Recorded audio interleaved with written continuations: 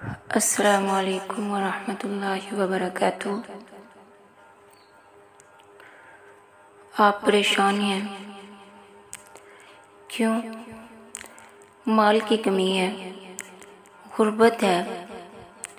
میری بہنہ پریشان کیوں ہوتی ہیں؟ ایک ایسا وظیفہ جو صرف کی طرح ہے، جس طرح صابن صرف میل دور کرتا ہے، ایسے ہی یہ وظیفہ تجھ سے تیری تنگی دور کرے گا، تجھ سے تیرے گناہ دور کرے گا۔ اپنے آپ کو اپنے اللہ کے سامنے جھکا دے، آج سے اختیار کر لے۔ ہم معاشرے میں کیا دیکھتے ہیں کہ بندہ گناہوں سے آلودہ ہے۔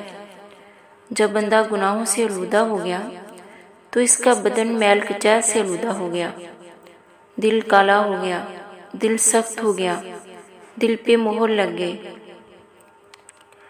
یعنی پورے کا پورا بدن بدبودار ہے، پورے کا پورا بدن مریض ہے۔ پھر لوگ ہم سے پوچھتے ہیں کوئی دعا بتا دیں، کوئی وظیفہ بتائیں۔ استغفار جو ہے، جو بنیادی طور پر صابن اور صرف کا کردار ادا کرتا ہے، بندے کو گناہوں سے صاف کرتا ہے، یہ بدن سے میل کچیل دور کرتا ہے، دل کی سختی دور کرے گا۔ استغفر اللہ الذی لا الہ الا هو الحی القیوم واتوب الیہ۔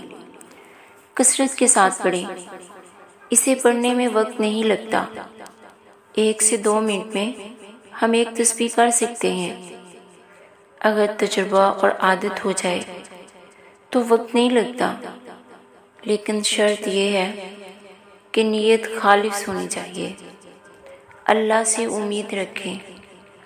استغفر اللہ، استغفر اللہ، استغفر اللہ۔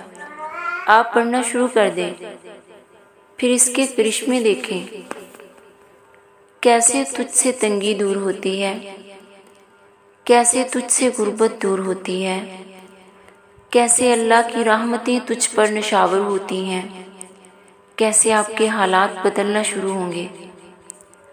عبداللہ بن عباس کی حدیث کے مطابق اور سورہ نوح کی ان آیتوں کے مطابق پہلے آپ کے گناہوں کو اللہ پاک کرے گا، پھر آپ کو مال دے گا، پھر آپ کو اولاد دے گا، پھر آپ کو رہائش گاہیں دے گا جس میں بڑے بڑے باغات ہوں گے، یعنی اللہ ایسے وسائل پیدا کر دے گا کہ تمہاری تنگیاں دور ہو جائیں گی، رزق کی بارش ہوگی۔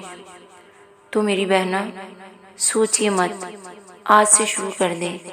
اللہ ہم سب کو عمل کرنے کی توفیق عطا فرمائے، آمین۔